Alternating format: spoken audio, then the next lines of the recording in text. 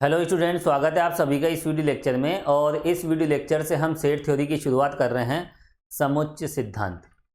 कोई सा भी कॉम्पिटिटिव एग्जाम हो, चाहे आरएस एग्जाम या आईएएस एग्जाम या आरपीएससी द्वारा आयोजित school lectureship exam, RPSC second grade teacher exam, assistant professor exam या वो सभी कॉम्पिटिटिव एग्जाम जहां पर मैथमेटिकल रीजनिंग का यूज होता है, तो उन सब के लिए सेट थ्योरी बहुत ज़्यादा इम्पोर्टेंट है। सेट थ्योरी को यहाँ पर हम स्टेप बाय स्टेप समझेंगे, बहुत बारीकी से समझेंगे। और सेट थ्योरी में सबसे पहले हम बात करेंगे कलेक्शन की। कलेक्शन होता क्या है, तो सबसे पहले यहाँ पर हम कलेक्शन की बात करेंगे। कलेक्शन को हिंदी में कहते हैं संग्रह। कलेक्शन कोई नया वर्ड नहीं है।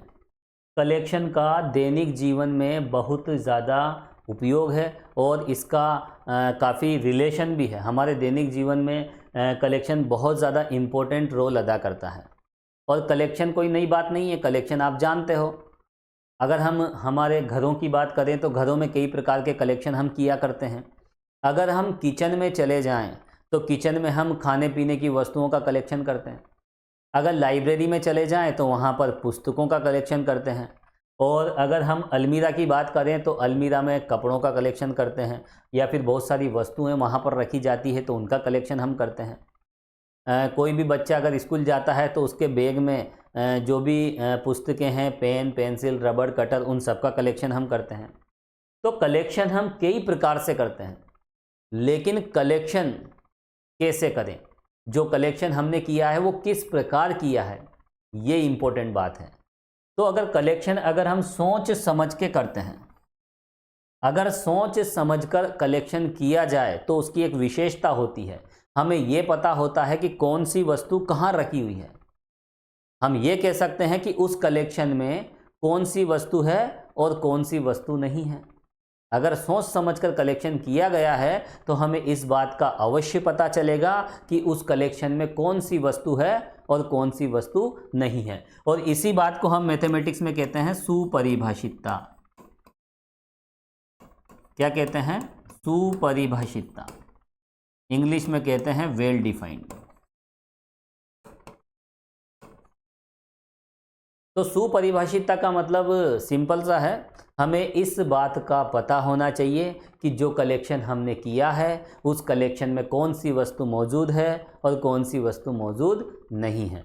अगर किसी कलेक्शन में इस बात का पता हो और अगर वेल डिफाइंड हो तो फिर उसी को हम कहते हैं समुच्चय।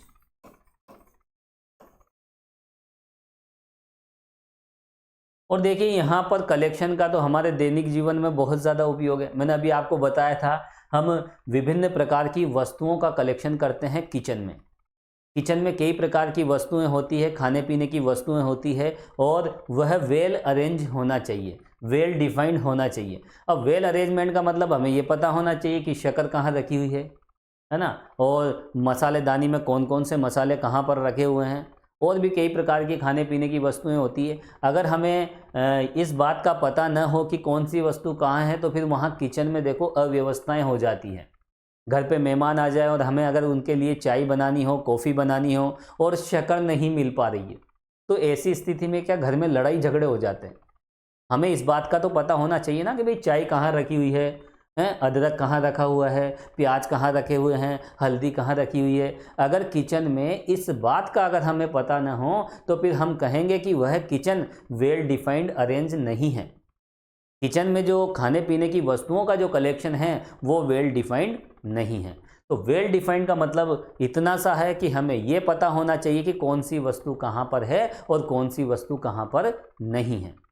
अगर इस बात का डिसीजन हम ले सकें तो वह कलेक्शन होता है वेल डिफाइंड कलेक्शन, और उस वेल डिफाइंड कलेक्शन को ही हम क्या कहते हैं? सेट कहते हैं, समुच्चय कहते हैं। और इसी परिभाषा के आधार पर हम विभिन्न प्रकार के कलेक्शन यहाँ पर देखेंगे, और उन कलेक्शन में सेट, है ना, समुच्चय की हम बात करेंगे कि कौन कौन से कलेक्शन समुच्चय हैं और कौन कौन से कलेक्शन समुच्चय नहीं है। इस तरह के भी हम बहुत सारे एग्जाम्पल्स यहाँ पर देखेंगे। तो चलिए स्टेप बाय स्टेप हम आगे बढ़ते हैं। सबसे पहले देखो, यहाँ पर हम बात करेंगे समुच्चय की परिभाषा की। लिखें आप डेफिनेशन। समुच्चय इंग्लिश में कहते हैं इसे सेट।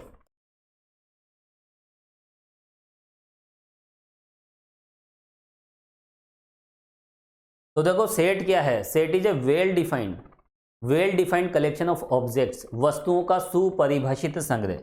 तो वस्तुओं का संग्रह तो हम करते हैं, लेकिन वो संग्रह क्या होना चाहिए, सुपरिभाषित होना चाहिए। तो लिखिए आप, वस्तुओं का सुपरिभाषित संग्रह।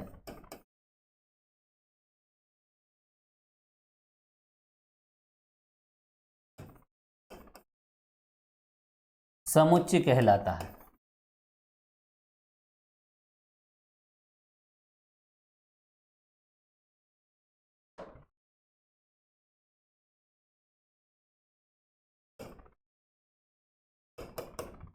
सुपरिभाषित संग्रह, वेल डिफाइंड कलेक्शन।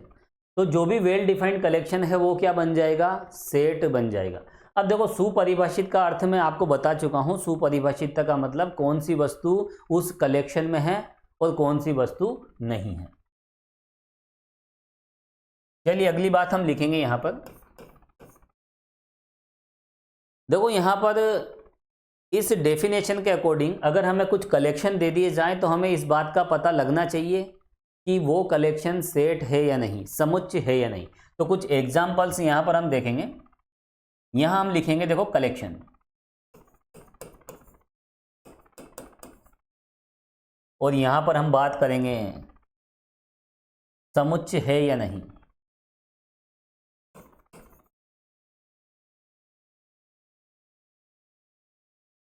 देखो कुछ एग्जाम्पल्स मैं यहां पर ले लेता हूं।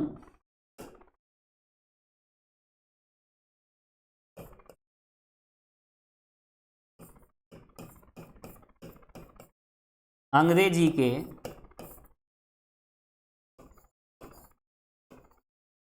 किन्हीं 5 अक्षरों का संग्रह है।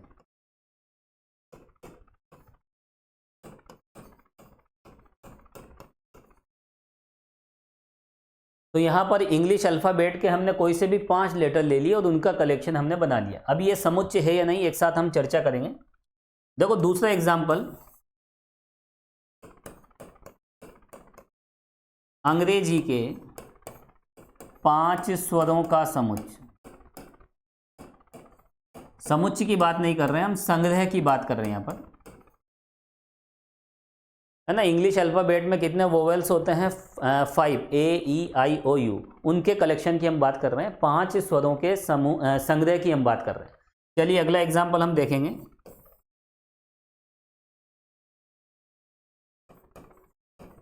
पांच से छोटी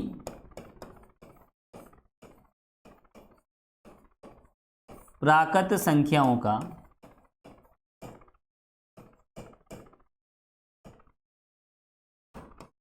संग्रह।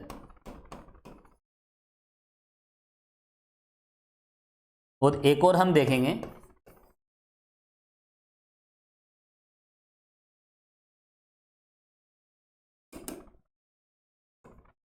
विश्व के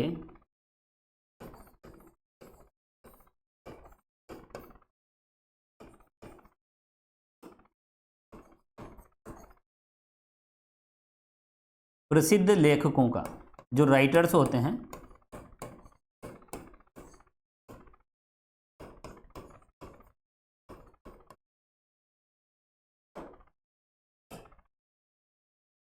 तो देखो यहां पर हमने 4 प्रकार के डिफरेंट कलेक्शन हमने लिए हैं। अब हम इन कलेक्शन को चेक करेंगे कि ये वेल डिफाइंड है या नहीं। अगर ये सब वेल डिफाइंड होंगे, सुपरिभाषित होंगे, तो ये समुच्चय बन जाएंगे, है ना। सुपरिभाषित संग्रह क्या बन जाता है, समुच्चय बन जाता है। तो हमें ये पता होना चाहिए कि ये जो संग्रह हमें दे रखे हैं, इन संग्रह में कौन कौन सा समुच्चय है और कौन कौन सा समुच्चय नहीं है। तो देखो सुपरिभाषितता के लिए मैंने आपको बताया था, सुपरिभाषितता का मतलब क्या है, हमें पता होना चाहिए कि कौन सी वस्तु उसमें है और कौन सी वस्तु नहीं है। देखो यहाँ पर जब कोई वस्तु किसी समुच्चय में होती है, जैसे मान लीजिए समुच्चय क्या है, ए कोई समुच्चय है और एक्स कोई वस्तु है ना। वस्तु कहो या फिर ऑब्जेक्ट कहो या फिर एलिमेंट या फिर अवयव, एक ही बात है। अगर एक्स ए में है तो हम उसे एक्स बिलोंग्स टू ए लिखते हैं, है ना, मैथमेटिक्स की भाषा में। और अगर एक्स ए में नहीं है तो हम क्या कहते हैं, x does not belongs to A. तो इसी बात का तो डिसीजन लेना है। अगर हम इस बात का डिसीजन ले सकें कि कौन उस सेट को बिलोंग करता है और कौन बिलोंग नहीं करता, अगर इस बात का डिसीजन हम ले सकें तो वही तो है सुपरिभाषितता, उसी को हम वेल डिफाइंड कहते हैं। तो यहां पर इसी बात का हम चेक करेंगे, है ना, इसी बात को चेक करेंगे। देखिए सबसे पहले क्या है, अंग्रेजी के 5 अक्षरों का संग्रह। हमने ऐसा कलेक्शन किया जिसमें इंग्लिश अल्फ़ाबेट के कितने लेटर हैं, 5 अक्षर हैं। अब चलो यहाँ पर देखिए, अगर हम बात करें P, सपोज कीजिए ये समुच्चय क्या है, A है और ये B है और ये C है और ये D है। अब यहाँ पर देखो यह P A को बिलोंग करता है या नहीं करता। हम संग्रह कौन सा बना रहे हैं, अंग्रेजी के 5 अक्षरों का संग्रह।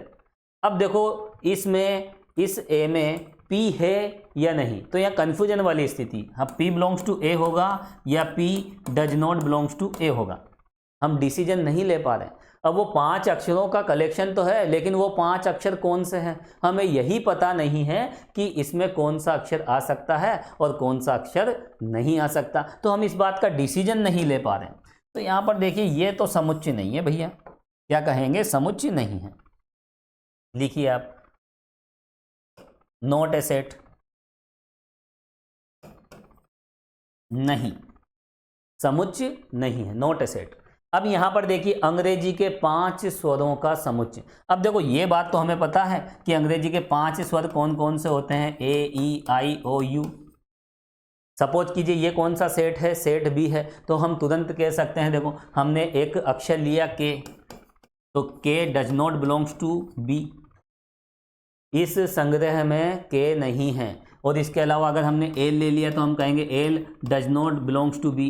और देखो अगर जैसे हम यू की बात करें तो यू बिलोंग्स टू बी, क्यों, क्योंकि यू तो यहाँ पर स्वर है, तो जो स्वर होगा वो बी में होगा और जो स्वर नहीं होगा वह बी में नहीं होगा। तो देखो यहाँ पर कोई सा भी एक अक्षर आप लेते हो तो हम इस बात का डिसीजन ले सकते हैं कि कौन सा उसे बिलोंग कर रहा है और कौन सा बिलोंग नहीं कर रहा है। तो देखो यहाँ पर ये एक वेल डिफाइंड कलेक्शन हो गया, और वेल डिफाइंड कलेक्शन सुपरिभाषित संग्रह हो गया, और जो सुपरिभाषित संग्रह है वो है समुच्चय। तो ये हो जाएगा, देखो मैं यस नो लिख देता हूं, यहां पर ये समुच्चय नहीं है, नो। चलिए आगे हम बढ़ते हैं, अब बात करते हैं हम इस तीसरे वाले समुच्चय की, है ना। इसको हमने कौन सा नोटेशन दिया, सी। सपोज कीजिए ये क्या है, समुच्चय सी है। अब देखो 5 समुच्चय नहीं, सॉरी, अभी हम संग्रह की बात कर रहे हैं, तो ये कौन सा संग्रह है, कौन सा कलेक्शन है, इसको हमने सी डिनोट कर दिया। अब देखो यहाँ पर 5 से छोटी प्राकृत संख्याओं का संग्रह है, हम संग्रह की बात कर रहे हैं, कलेक्शन की बात कर रहे हैं, और उन कलेक्शन में हमें देखना है कि कौन सा समुच्चय है और कौन सा समुच्चय नहीं है। तो देखो यहाँ पर 5 से छोटी प्राकृत संख्याओं का कलेक्शन, तो देखो यहाँ सी में कौन कौन से एलिमेंट हो जाएंगे, 1 2 3 4। नेचुरल नंबर आप जानते हो, है ना, प्राकृत संख्याएं कौन कौन सी होती है, 1 2 3 4 5 अप टू इन्फिनिटी। तो यहाँ पर देखो 5 से छोटी प्राकृत संख्याएं केवल 4 होती है, 1 2 3 4। अब आपसे कहा जाए 3 बिलोंग्स टू सी, बिल्कुल 3 सी में है। अगर हम कहें 10, तो देखो 10 does not belongs to C, 11 does not belongs to C, और देखो 4 बिल्कुल बिलोंग्स टू सी। तो देखो कौन सी वस्तु बिलोंग कर रही है और कौन सी वस्तु बिलोंग नहीं कर रही है, इस बात का हम तुरंत डिसीजन ले पा रहे हैं, और यही तो है वेल डिफाइंड, इसी को तो कहते हैं सुपरिभाषित। तो ये भी सुपरिभाषित संग्रह है, और सुपरिभाषित संग्रह होने की वजह से क्या हो जाएगा, ये हो जाएगा सेट हो जाएगा। तो ये वाला कलेक्शन भी क्या बन गया, सेट। अब हम बात करते हैं इस डी वाले कलेक्शन की। देखो डी वाले कलेक्शन में क्या है, विश्व के प्रसिद्ध लेखकों का समुच्चय, है ना, समुच्चय नहीं संग्रह। यहाँ पर विश्व के जितने भी प्रसिद्ध लेखक हैं, जो राइटर्स हैं, उनका कलेक्शन है ये। तो देखो एक बात तो ये पता नहीं चल पा रही कि यहाँ पर कौन सा तो प्रसिद्ध है ना, कौन सा यहाँ पर देखो फेमस राइटर है, उसका कोई यहाँ पर कोई मार्किंग नहीं की गई है, कोई स्केलिंग हमें पता नहीं है कि हम किस बेस पर उसको फेमस कहें। तो फिर यहाँ तो बड़ी समस्या आ जाएगी। जैसे सपोज कीजिए रामलाल, हम रामलाल को ही ले लेते हैं। अब रामलाल फेमस राइटर है या नहीं, कैसे हम डिसीजन लें, विश्व बहुत बड़ा है ना, तो यहाँ पर रामलाल इसमें है या नहीं, ये तो बड़ी समस्या हो जाएगी। तो यहाँ देखो एक कन्फ्यूजन वाली स्थिति बन रही है, हम इस बात का डिसीजन नहीं ले पा रहे हैं, क्योंकि कोई भी देखो किसी को फेमस कहें तो उसकी कोई ना कोई स्केलिंग होती है, कोई मार्किंग होती है, कोई कोई मापदंड होते हैं। तो किसी व्यक्ति को हम कैसे कह सकते हैं कि वो फेमस है या नहीं, उसका कोई ना कोई मार्किंग स्केल तो होगा ना। तो यहाँ पर ऐसा कोई मार्किंग स्केल नहीं है, तो यहाँ पर देखो ये तो समुच्चय नहीं है, इसे मैं वेल डिफाइंड कलेक्शन नहीं करूँगा। This is not a set, यह कलेक्शन सेट नहीं है। तो लिख लीजिए आप समुच्चय नहीं है। तो देखो यहाँ डेफिनेशन से इस बात का आपको पता लगाना होगा कि कौन सा समुच्चय है और कौन सा समुच्चय नहीं है। कॉम्पिटिटिव एग्जाम में इस तरह के 4 ऑप्शन बना दिए जा सकते हैं और पूछ लिया जा सकता है कि निम्न संग्रह में से कौन सा समुच्चय है और कौन सा समुच्चय नहीं है। चलिए देखो यहाँ कलेक्शन की बात तो हो गई, अब कलेक्शन के बाद हम आगे बढ़ते हैं, इसे आप नोट कर लीजिए।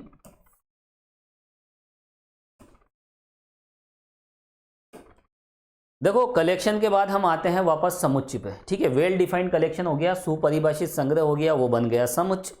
अब यहाँ पर समुच्चय को हम कैसे रिप्रेजेंट करें, कैसे डिनोट करें। तो देखो समुच्चय को जनरली अंग्रेजी के बड़े अक्षरों के द्वारा व्यक्त किया जाता है और उसके जो एलिमेंट्स होते हैं, उसके जो अवयव होते हैं, उन्हें छोटे अक्षरों से। तो लिखें आप, ये छोटी छोटी बातें हैं, नोट लगा के लिखें आप।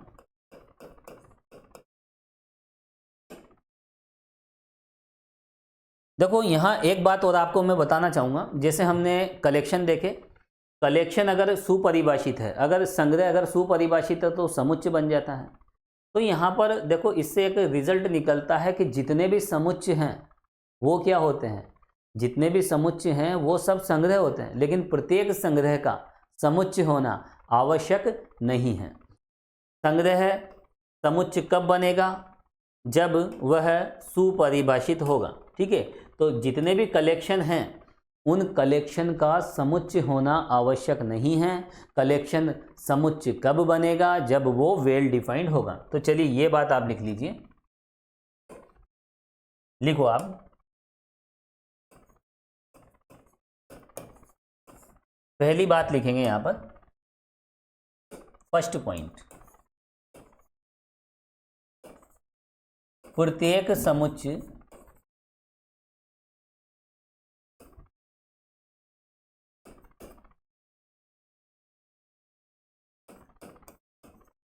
संग्रह होता है ना, संग्रह यानी कलेक्शन।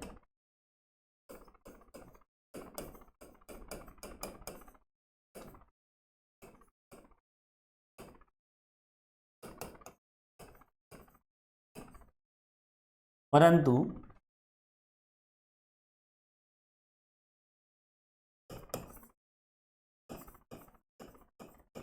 प्रत्येक संग्रह का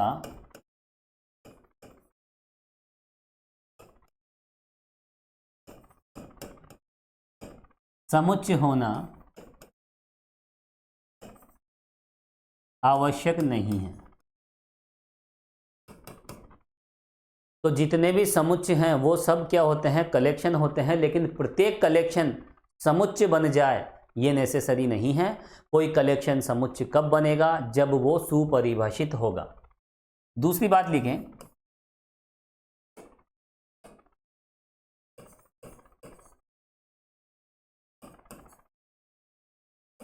लिखो समुच्चयों को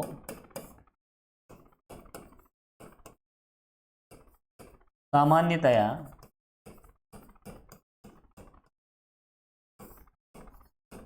अंग्रेजी के बड़े अक्षरों से, कैपिटल लेटर्स,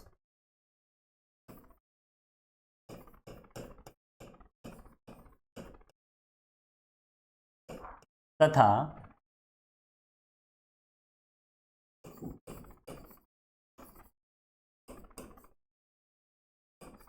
समुच्चय के अवयवों जिसे हम इंग्लिश में कहते हैं एलिमेंट्स,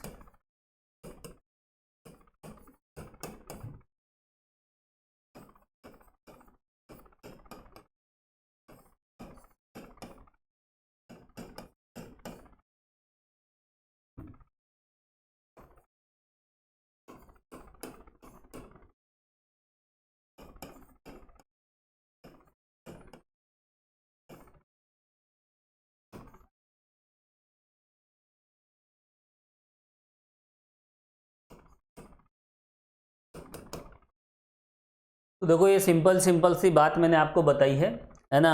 और पढ़ने का तरीका भी यही होता है, सिंपल टू हार्ड। पहले हम छोटी छोटी बातों को सीखेंगे और उसके बाद बड़ी बड़ी बातें भी किया करेंगे, है ना। मैथमेटिक्स का तरीका भी यही होता है, सिंपल टू हार्ड। तो ये बहुत छोटी छोटी बातें हैं, हर बात को यहाँ पर हम देखेंगे। बिल्कुल बेसिक से मैं ले रहा हूँ। और देखो हमने समुच्चय की परिभाषा देख ली, उसके बाद यहाँ पर ये एक लॉजिकल स्टेटमेंट है और ये तो किससे डिनोट करते हैं, किससे व्यक्त करते हैं, छोटी सी बात है। अब देखो इसके बाद आता है रिप्रेजेंटेशन। हम कलेक्शन तो कर रहे हैं, जो भी कलेक्शन हम कर रहे हैं उसे हम कैसे दर्शाएं और उसको रिप्रेजेंट कैसे करें। अब कलेक्शन कौन सा, यहाँ पर वेल डिफाइंड कलेक्शन की बात कर रहे हैं। और वेल डिफाइंड कलेक्शन को हम स्पेशली क्या बोल रहे हैं यहाँ पर, समुच्चय। तो यहाँ पर हम उस समुच्चय को कैसे रिप्रेजेंट करें, तो यहाँ ये इस बात का हमें फोकस करना है। तो हेडिंग डालें आप, रिप्रेजेंटेशन ऑफ ए सेट। लिखो आप रिप्रेजेंटेशन।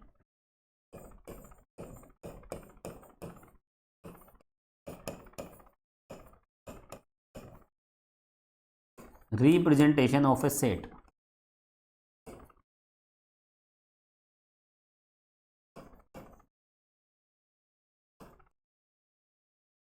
समुच्चय का निरूपण।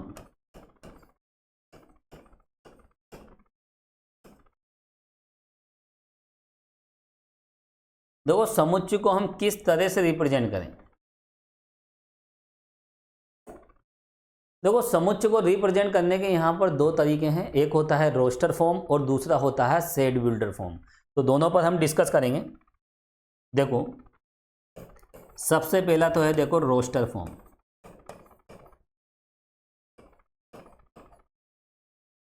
और रोस्टर फॉर्म को हम क्या कहते हैं, टेबुलर फॉर्म भी कहते हैं।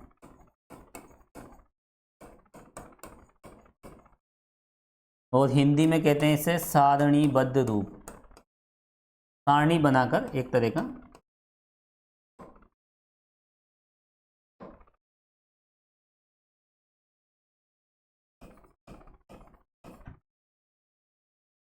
और इसके बाद देखो हम यहां पर बात करेंगे सेट बिल्डर फॉर्म।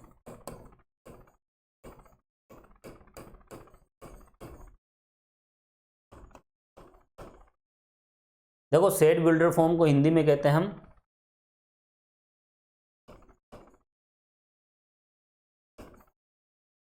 समुच्चय निर्माण रूप।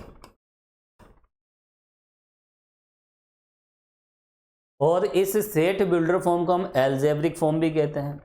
क्या कहते हैं, एल्जेब्रिक फॉर्म।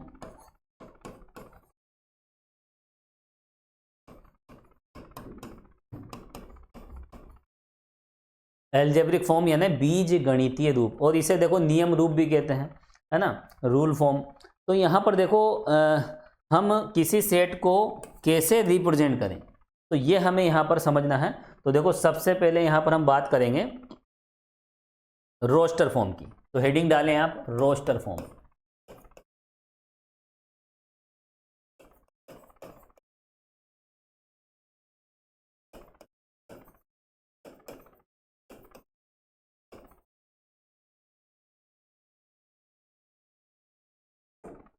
देखो रोस्टर फॉर्म में होता क्या है, पहले आपको मैं बता देता हूं। जैसे हमने क्या पढ़ा, हमने देखा सेट, समुच्चय हमने देखा, और उस सेट में क्या होते हैं, एलिमेंट्स होते हैं।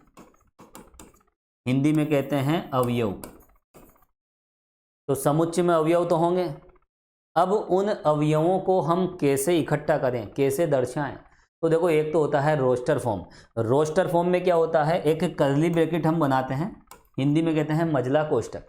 और इस मझले कोष्ठक में जितने भी अवयव हैं वो अवयव हम कोमा के द्वारा व्यवस्थित करते हैं। जैसे अभी हमने देखा था अंग्रेजी के 5 स्वरों का समुच्चय। तो अंग्रेजी के 5 स्वर कौन कौन से होते हैं, ए, ई, आई, ओ, यू। तो ये एलिमेंट्स तो हमने लिख दिए, लेकिन इन एलिमेंट्स के बीच में हमें कोमा लगाना पड़ेगा। तो ये जो लिखने का जो तरीका है, रिप्रेजेंटेशन का जो तरीका है, इसी को कहते हैं हम रोस्टर फॉर्म। और देखो एक टेबल टाइप भी दिख रहा है, इसलिए इसे हम टेबुलर फॉर्म भी कहते हैं, सारणीबद्ध रूप भी कहते हैं। तो यही बात हमें लिखना है, बहुत छोटी छोटी बातें हैं। लिखो आप, लिखो समुच्चय के रोस्टर रूप में, समुच्चय के रोस्टर रूप में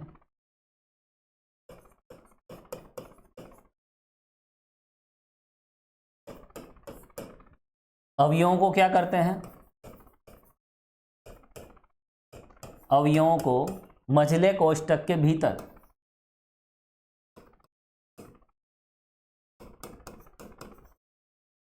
और मझला कोष्ठक कर्ली ब्रैकेट क्या होता है ये तो आपको पता होना चाहिए, ठीक है।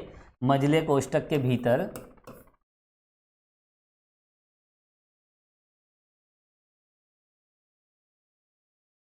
किसके द्वारा व्यवस्थित करते हैं, कोमा के द्वारा, है ना, कोमास के द्वारा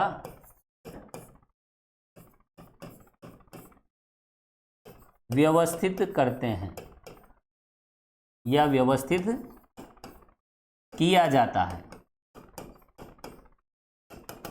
बहुत छोटी छोटी बातें हैं, हर बात का, है ना, हर बात की जानकारी आपको होना चाहिए। तो देखो रोस्टर फॉर्म ये होता है। अब इसके एग्जाम्पल्स की हम बात करें, देखो इधर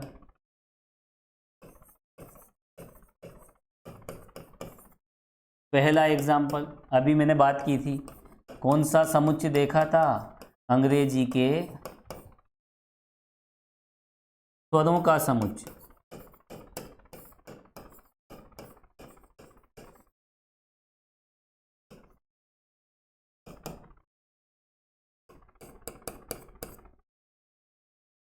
और 5 से छोटी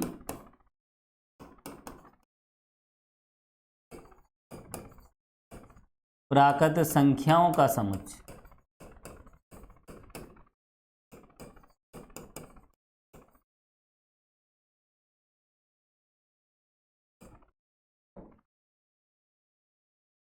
तो देखो अंग्रेजी के 5 स्वरों का समुच्चय कैसे लिखेंगे, देखो ये मझला कोष्ठक लगाएंगे, ए ई आई ओ यू। ये एक तरीका है सेट को रिप्रेजेंटेशन, है ना, रिप्रेजेंट करने का, और ये जो प्रोसेस है यही कहलाती है रोस्टर फॉर्म। और इसी तरह से यहाँ पर आप देख सकते हैं set of natural number less than 5, 5 से छोटी प्राकृत संख्याओं का समुच्चय क्या हो जाएगा, इसमें कितने एलिमेंट्स हो जाएंगे, 1 2 3 एंड 4। अब देखो इसके बाद हम बात करेंगे नियम रूप की, है ना। सेट बिल्डर फॉर्म, समुच्चय को व्यक्त करने के लिए एक सेट बिल्डर फॉर्म भी होती है।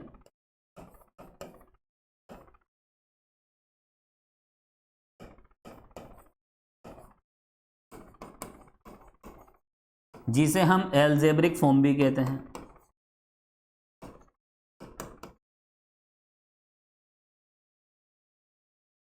और रूल फॉर्म भी कह सकते हो आप, नियम रूप भी कह सकते हो। एक और नाम है इसका रूल फॉर्म, नियम के रूप में हम यहां पर दर्शाएंगे। ये लीजिए,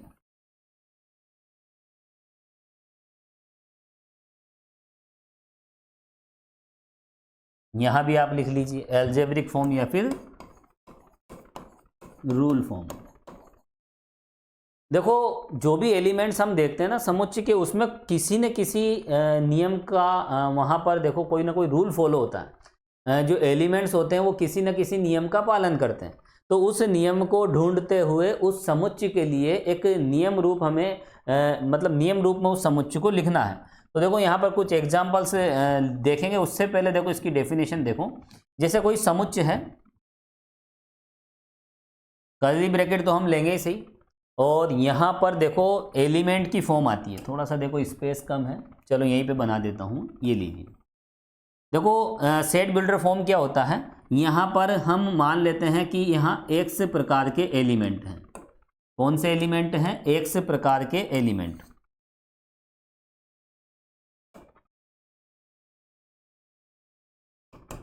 ये जो x है ये एक जनरल फॉर्म है। हम ऐसा कह सकते हैं कि एलिमेंट की जनरल फॉर्म, जो अवयव हैं वह किस रूप के हैं, x रूप के हैं। उसकी जनरल फॉर्म क्या है, x।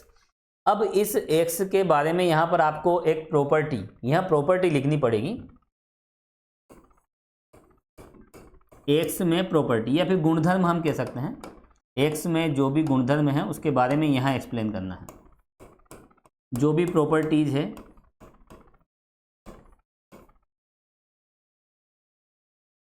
ना, गुणधर्म को इंग्लिश में क्या कहते हैं, प्रॉपर्टी। ये सच दैट का साइन है यहाँ पर, और ये बहुत देखो बेसिक लेवल की बातें हैं। कॉम्पिटिटिव एग्ज़ाम की तैयारी कर रहे हो आप, हालांकि मैं बिल्कुल बेसिक से ले रहा हूँ। 11वीं क्लास में छोटे बच्चों को ऐसे ही समझाया जाता है, हम उसी तरह से पढ़ रहे हैं और आगे और डिटेल में पढ़ेंगे। तो देखो यहाँ पर ये होता है सेट बिल्डर फॉर्म। अब ये जो एक्स है, ये एक्स क्या है, देखो यहाँ पर है ये एलिमेंट की फॉर्म। एलिमेंट की जो भी फॉर्म है,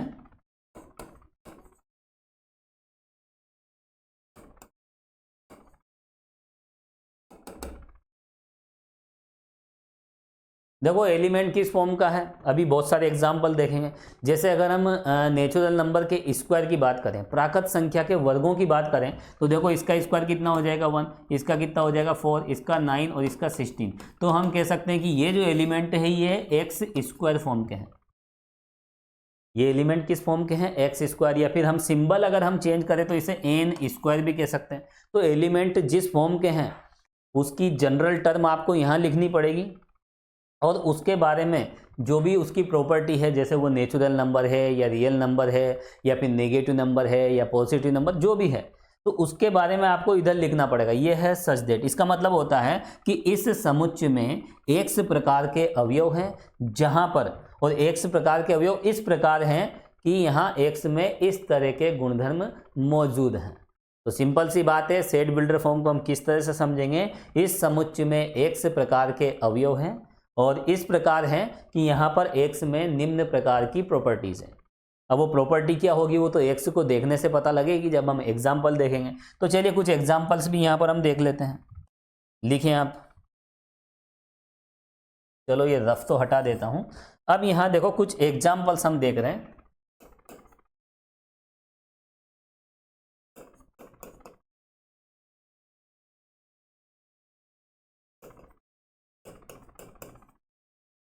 एग्जाम्पल्स में देखो इस तरफ तो हम लिखेंगे रोस्टर फॉर्म,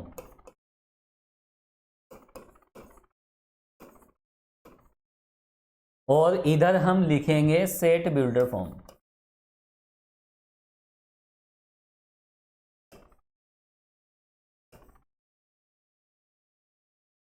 तो एक तरफ तो हम रोस्टर फॉर्म लिख रहे हैं और दूसरी तरफ लिख रहे हैं हम सेट बिल्डर फॉर्म। तो यहाँ पर बहुत सारे एग्जाम्पल्स हम देखेंगे।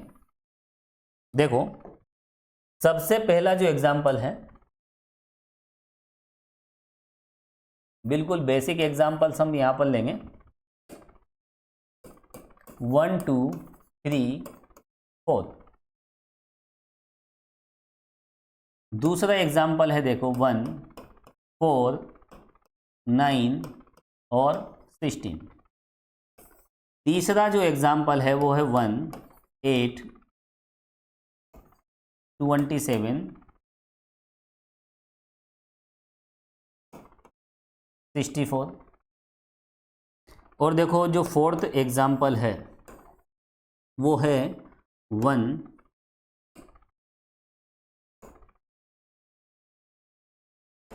1/2 3/4 4/5 और 5/6। अब देखो यहाँ पर इन सभी को हमें किस में लिखना है, हमें लिखना है सेट बिल्डर फॉर्म में। तो सेट बिल्डर फॉर्म में कैसे लिखें, देखो यहाँ पर सबसे पहले आप इस समुच्चय को देखो। इस समुच्चय के जो अवयव हैं वो किस नियम का पालन कर रहे हैं। आपको इनको देखने से ये पता लग रहा होगा कि व्हाट इज दिस, ये है क्या, ये कहाँ से आए, ये कौन है, इनको हम कैसे पहचाने, कैसे जाने। तो उसके लिए देखो यहाँ पर अगर हम सिंपल सी बात करें तो दिस इज नेचुरल, ये तो नेचुरल नंबर है, ये सब क्या है नेचुरल नंबर, प्राकृत संख्याएं हैं। तो हम क्या कह सकते हैं, देखो यहाँ पर माना कि इसमें x प्रकार के एलिमेंट हैं और x एक नेचुरल नंबर है, तो x किसे बिलोंग करेगा, यहाँ पर n को बिलोंग करेगा। अब यहाँ पर अगर आप देखो तो यहाँ तो बहुत सारे x होते हैं, बहुत सारे नेचुरल नंबर होते हैं, लेकिन यहाँ तो केवल 4 ही नेचुरल नंबर हैं, केवल 4 प्राकृत संख्या हैं। तो हमें बाउंड करना पड़ेगा। जो x की वैल्यू है वह 4 से बड़ी नहीं हो सकती और 1 से छोटी नहीं हो सकती। तो हम कह सकते हैं कि यहाँ पर जो नेचुरल नंबर है वह 4 और 4 से छोटे हैं। अब देखो 4 और 4 से छोटे नेचुरल नंबर यही होंगे, है ना। 4 के इक्वल भी ले लिया और 4 से, यहाँ पर हम x <5 भी ले सकते हैं, है ना। 5 से छोटी प्राकृत संख्या है वही 1 2 3 4, और 4 या 4 से छोटी प्राकृत संख्या वो भी 1 2 3 4। चलिए ये हो गया। अब यहाँ पर ये वाला सेट आप देखिए, इस सेट को हमें सेट बिल्डर फॉर्म में लिखना है, नियम रूप में लिखना है, बीजगणितीय रूप में लिखना है। कैसे लिखें? इनके अवयवों को आप देखो और एक नियम ढूंढो, ये कौन से नियम का पालन कर रहे हैं, इनकी जनरल फॉर्म क्या है, इस तरह से आपको विचार करना पड़ेगा। तो अगर हम इन अवयवों को देखें तो ये तो प्राकृत संख्याओं का वर्ग है, ये 1 का स्क्वायर, 2 का स्क्वायर, 3 का स्क्वायर, 4 का स्क्वायर। तो इसकी जो जनरल फॉर्म होगी वो क्या होगी? एक्स स्क्वायर होगी। सच दैट अब एक्स स्क्वायर एलिमेंट तो हैं, लेकिन वो किस प्रकार के हैं? एक्स स्क्वायर जो एलिमेंट है वो कौन से नियम का पालन कर रहा है? यहाँ प्रॉपर्टी हमें लिखनी पड़ेगी। अभी आपको बताया था, यहाँ साइड में क्या लिखते हैं हम? प्रॉपर्टी। गुणधर्म को इंग्लिश में क्या कहते हैं? प्रॉपर्टी। एक्सोम्स, रूल, वो सब आपको इधर साइड में लिखने पड़ेंगे।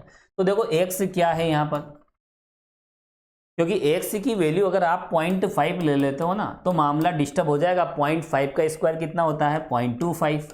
अब 0.25 तो इसमें नहीं है ना, 0.25 इसमें बिलोंग नहीं कर रहा है। हमें तो एक्स स्क्वायर से केवल 4 एलिमेंट ही प्राप्त करने हैं। उसके लिए हमें एक्स को क्या बताना पड़ेगा? नेचुरल नंबर बताना पड़ेगा। एक्स क्या है यहाँ पर? Natural number. और नेचुरल नंबर फ्रॉम 1 to 4, 1 से लेकर 4 तक की प्राकृत संख्या। तो एक्स क्या है यहाँ पर? और वैसे देखो ये तो कॉमन सी बात है, एक्स की वैल्यू 4 से छोटी ले लो तो भी देखो 1 से छोटा तो जाएगा नहीं। हमने एक्स क्या किया? एक्स को हमने बता दिया कि वो नेचुरल नंबर है। तो 4 से छोटे नेचुरल नंबर ऑब्वियसली कहाँ से स्टार्ट होते हैं? 1 से। और अगर आपने ये भी लिख दिया तो ये भी कोई गलत नहीं है, ये भी एक तरह की सही बात है। बाकी अनावश्यक मत लिखो, है ना, कॉमन सी बात है। ये लीजिए,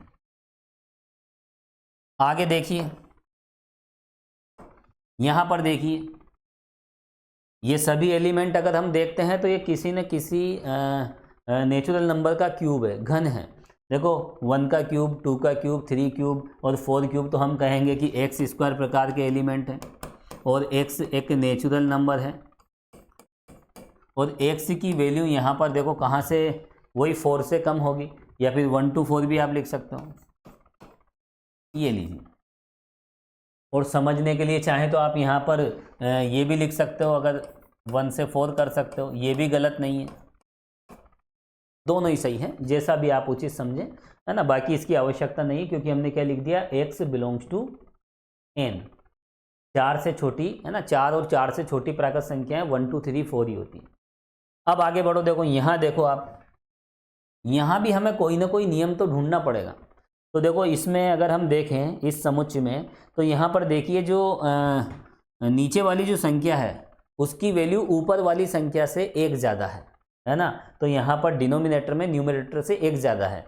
हर का मान अंश से क्या है? 1 ज़्यादा है। तो हम क्या कहेंगे? अगर ऊपर n है तो फिर यहाँ पर डिनोमिनेटर में क्या हो जाएगा? n+1 हो जाएगा। तो देखो इस प्रकार के एलिमेंट है। तो यहाँ पर देखो x की जगह हम n भी ले सकते हैं, है ना। तो यहाँ पर चलो मैं x ही ले लेता हूँ, एक ही बात है, सिमिलरिटी आ जाएगी सभी में, x/x+1। तो देखो इस प्रकार के एलिमेंट है। अब व्हाट इज x? x की वैल्यू अगर यहाँ पर 1 लेते हैं तो देखो हमें ये मिलेगा। अगर 2 लेते हैं तो सेकंड एलिमेंट, 3 पे थर्ड एलिमेंट, और 4 ले लेंगे तो अच्छा 2 नहीं आया यहाँ पे, एक मिनट, 1 पे कितना मिला? 2। यहाँ देखो एक एलिमेंट में मिस कर गया जल्दबाजी में, चलो लिख देते हैं, वो लिख लीजिए, वो भी लिख लीजिए, 1/2,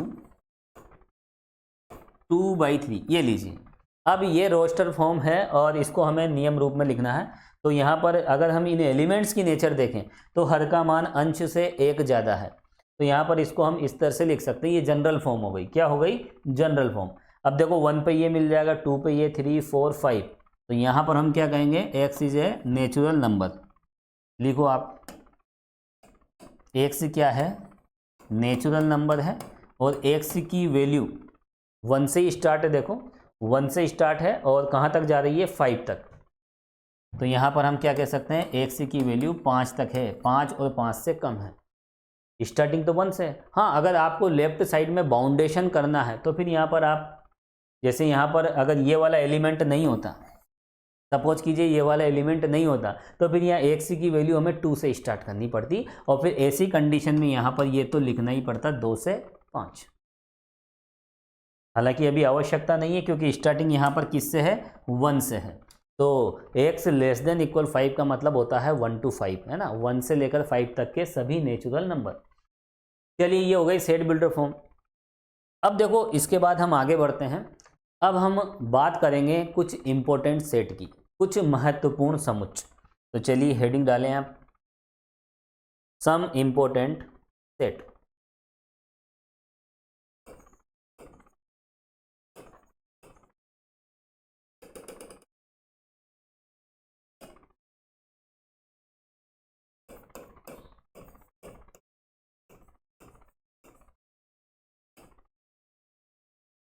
महत्वपूर्ण समुच्चय।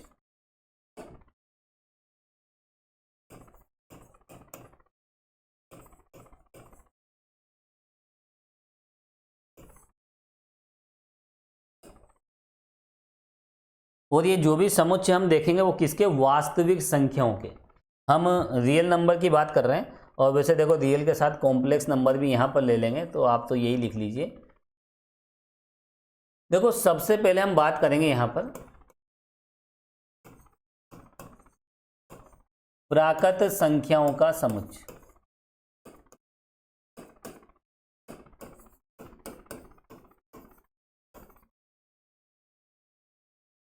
देखो प्राकृत संख्याओं का जो समुच्चय होता है वह n से दर्शाया जाता है।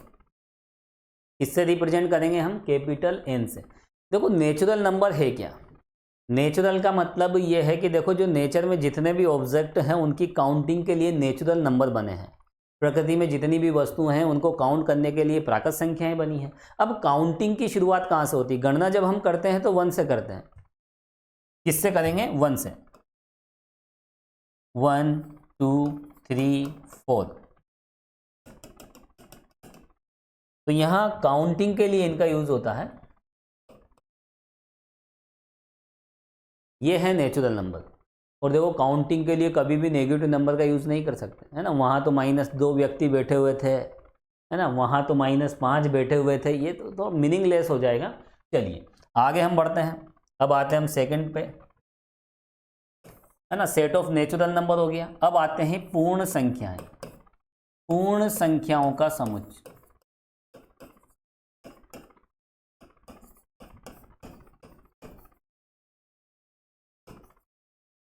सेट ऑफ होल नंबर्स, और इसे हम रिप्रेजेंट करते हैं किससे, W से। देखो W में 0 और इंक्लूड हो जाता है ना। नेचुरल नंबर तो आ ही जाते हैं लेकिन उसमें हम 0 और इंक्लूड कर देते हैं।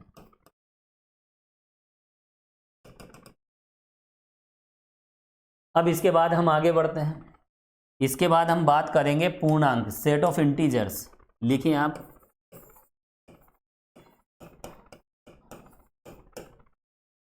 पूर्णांकों का समुच्चय,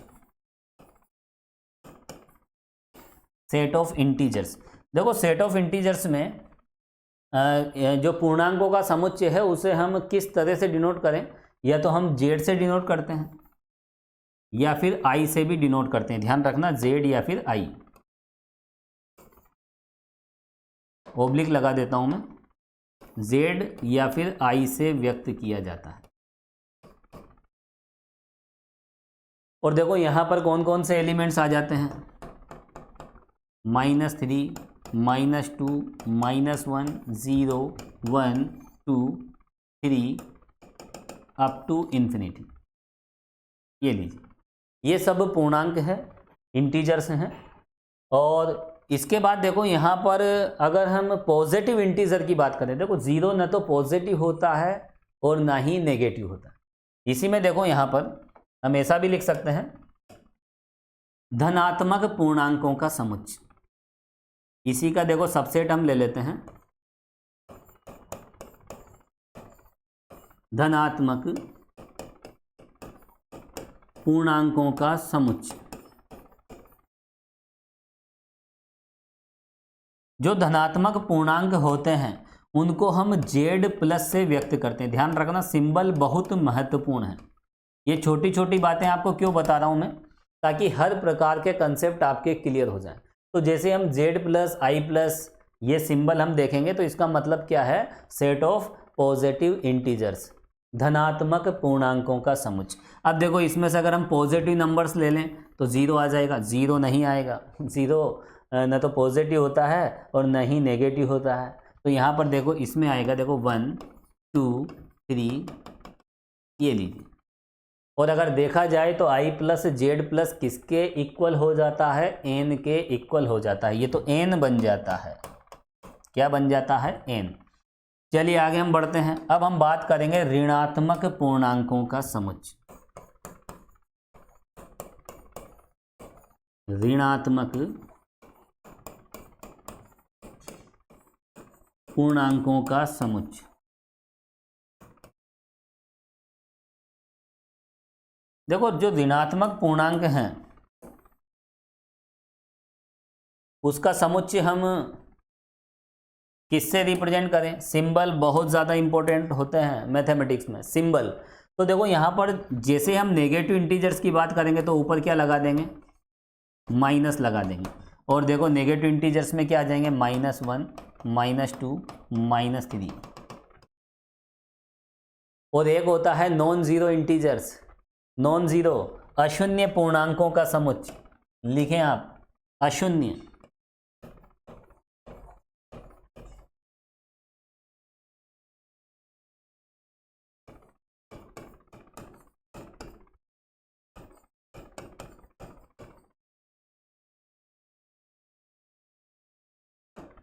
देखो ये बातें मैं इसलिए बता रहा हूं ताकि ये जितने भी सिंबल हैं ये आपके माइंड में फीड हो जाए, किसी प्रकार का कोई भी कंफ्यूजन न रहे।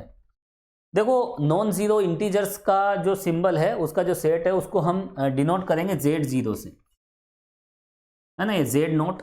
तो Z0 का मतलब क्या होता है, Z0 किसे रिप्रेजेंट करता है, नॉन जीरो इंटीजर्स को, अशून्य पूर्णांकों को। और देखो नॉन जीरो इंटीजर्स को I0 से भी हम यहाँ पर रिप्रेजेंट करते हैं।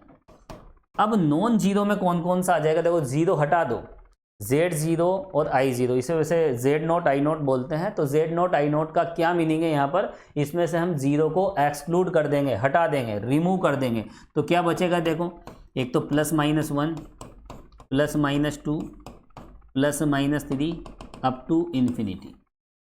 तो देखो पूर्णांकों के समुच्चय में ये सिंबल आपको ध्यान रखने हैं। इसके बाद हम चलते हैं देखो रेशनल नंबर पे, ये बढ़ते क्रम में, इससे बड़ा ये, फिर इससे बड़ा ये, हालांकि ये छोटे हो गए, है ना। ये तो Z plus Z minus Z0 ये सब Z के ही तो सबसेट हैं, उपसमुच्चय हैं। अभी हम उपसमुच्चय की परिभाषा भी देखेंगे आगे चल के। चलिए ये सब रोस्टर फॉर्म में है। अब अगला जो सेट है देखो वो है परिमेय संख्याओं का समुच्चय।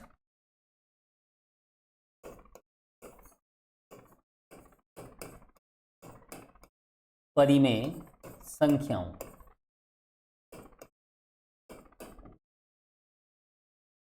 Rational numbers.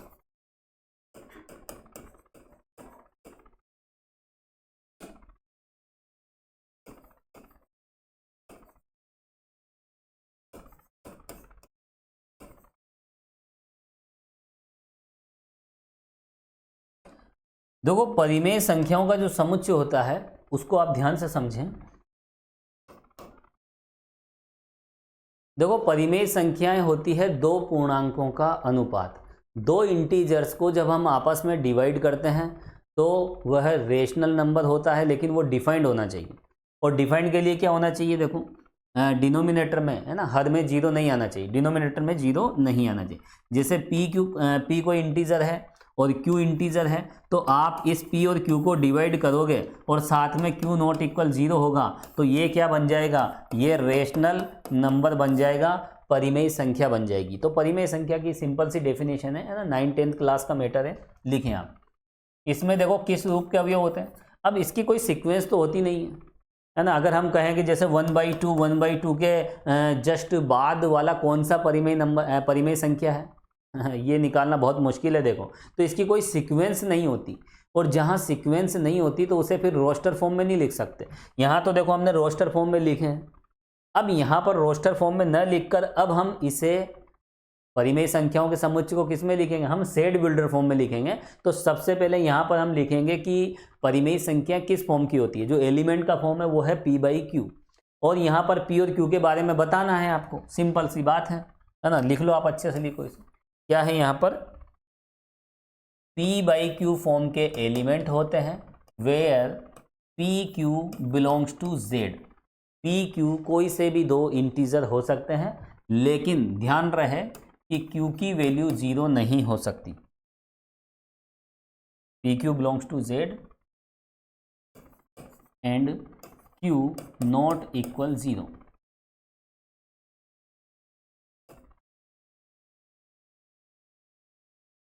चलिए यहाँ ले लेता हूँ, इधर अगर स्पेस कम हो तो मैं इधर साइड में ले लेता हूँ, ये लीजिए। तो परिमेय संख्याओं का जो समुच्चय है वो इस प्रकार होता है, और परिमेय संख्याओं के समुच्चय को हम किससे डिनोट करते हैं? कैपिटल Q से। ये भी आपको ध्यान रखना है। तो Q का मतलब क्या है यहाँ पर? Set of rational number. अब देखो यहाँ पर ये जो नोटेशन हमने लिए थे Z प्लस Z माइनस, तो यहाँ भी वही नोटेशन चलेंगे। Q प्लस का मतलब क्या होगा? पॉजिटिव रेशनल नंबर, धनात्मक परिमेय संख्याएं। Q माइनस का मतलब क्या होगा? ऋणात्मक परिमेय संख्याएं। और अगर हम बात करें Q नोट की, तो Q नोट का मतलब होता है अशून्य परिमेय संख्याएं, नॉन जीरो रेशनल नंबर्स। चलिए आगे हम बढ़ते हैं। अब हम बात करेंगे अपरिमेय संख्याओं की।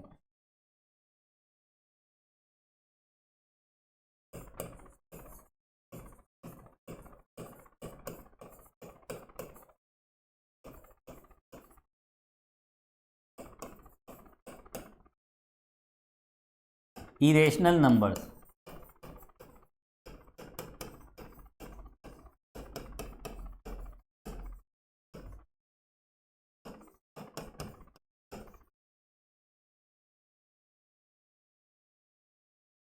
अब देखो जो अपरिमेय संख्याएं होती है उसकी तो कोई जनरल फॉर्म नहीं होती।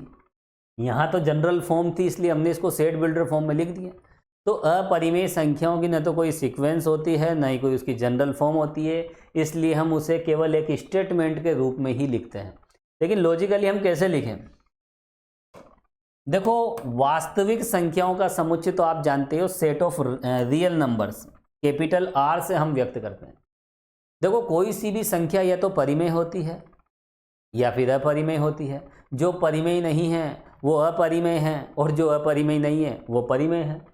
तो अगर हम वास्तविक संख्याओं के समुच्चय में से परिमेय संख्याओं का समुच्चय हटा दें इस तरह से, अगर R में से Q को रिमूव कर दिया जाए तो जो भी बचेगी वो सब अपरिमेय संख्याएं बचेगी।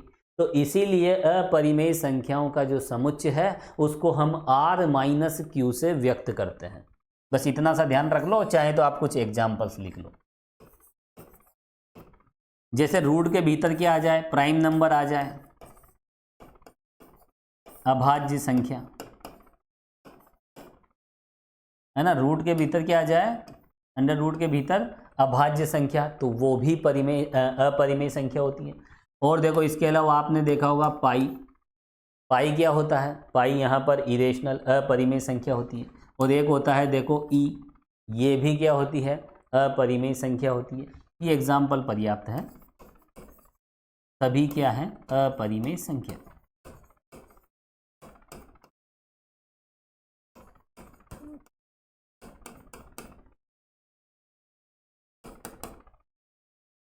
ठीक है, यहाँ पर R का मतलब आपको पता होना चाहिए, वास्तविक संख्याओं का समुच्चय जिनमें से हमने परिमेय संख्याओं को हटा दिया, है ना, माइनस कर दिया, तो यहाँ पर अपरिमेय संख्याएं बचेगी। देखो इसके बाद हम आगे बढ़ते हैं। इससे भी बड़ा समुच्चय होता है वास्तविक संख्याओं का समुच्चय, और ये तो आप सभी जानते हैं, हालांकि मैं इसको यहाँ बता चुका हूँ।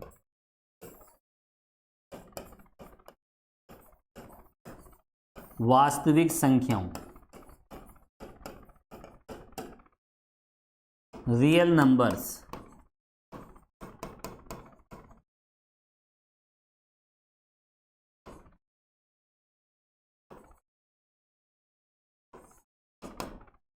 देखो वास्तविक संख्याओं के समुच्चय की कोई भी सीक्वेंस नहीं होती, उनके जो एलिमेंट्स होते हैं, जो वास्तविक संख्या होती है, वो किसी सीक्वेंस में नहीं होती। अभी तो एक बात मैं आपको बता दूं, 1 के जस्ट बाद कौन सा रियल नंबर आएगा, इस बात का भी हम परफेक्ट जवाब नहीं दे सकते। 1 के जस्ट बाद कौन आएगा? अब बहुत से सोच रहे होंगे कि 1 के जस्ट बाद तो ये आता है, अरे 1 के जस्ट बाद ये आता है, लेकिन इन दोनों के बीच में तो ये आ जाता है। अब बहुत से सोच रहे होंगे कि 1 के जस्ट बाद अगर ये आता है, लेकिन इन दोनों के बीच में तो ये आ जाता है। यहाँ 4 जीरो है तो हम 1 जीरो और बढ़ा देंगे। तो दो वास्तविक संख्याएं आपने ले ली, अगर वो चाहे कितनी ही क्लोज में क्यों ना हो, कितनी ही नज़दीक क्यों ना हो, उन दोनों के बीच में अनंत परिमेय संख्याएं होती है और अनंत अपरिमेय संख्याएं होती हैं। इन दोनों के बीच में अनंत परिमेय संख्याएं हैं और अनंत अपरिमेय संख्याएं हैं। रियल एनालिसिस में आपने रेशनल डेंसिटी और इरेशनल डेंसिटी थ्योरम देखी होगी, है ना, सघनता प्रगुण जिसे कहते हैं। और उस नियम के आधार पर दो भिन्न भिन्न वास्तविक संख्याओं के मध्य में अनंत परिमेय और अनंत अपरिमेय संख्याएं होती है। इसलिए 1 के जस्ट बाद क्या आएगा ये बता पाना बहुत मुश्किल है।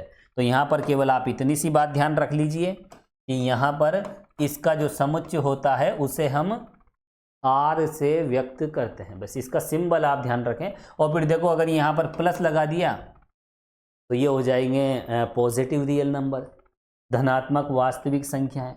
अगर माइनस लगा दिया तो नेगेटिव रियल नंबर, ऋणात्मक वास्तविक संख्या है। और अगर यहाँ पर इस तरह से हमने जीरो लगा दिया, है ना, जीरो को छोड़ दिया, तो इस R नोट का मतलब क्या है? अशून्य वास्तविक संख्या है। तो देखो, ये वाले सिंबल तो सबके लिए एप्लीकेबल होंगे, है ना, इनका जो मीनिंग है चाहे वो Q हो R हो, सबके लिए लागू होंगे ये वाले सिंबल। अब देखो, इसके बाद हम अगर काल्पनिक संख्याओं की बात करें तो उसका जो समुच्चय होता है इससे भी बड़ा, देखो हम बढ़ते हुए क्रम में जा रहे हैं, इससे भी बड़ा समुच्चय होता है काल्पनिक संख्याओं का, जिसे हम कहते हैं सम्मिश्र संख्याएं, कॉम्प्लेक्स नंबर। सम्मिश्र संख्याओं का समुच्चय, है ना, सम्मिश्र संख्या को हम क्या कहते हैं? Complex numbers.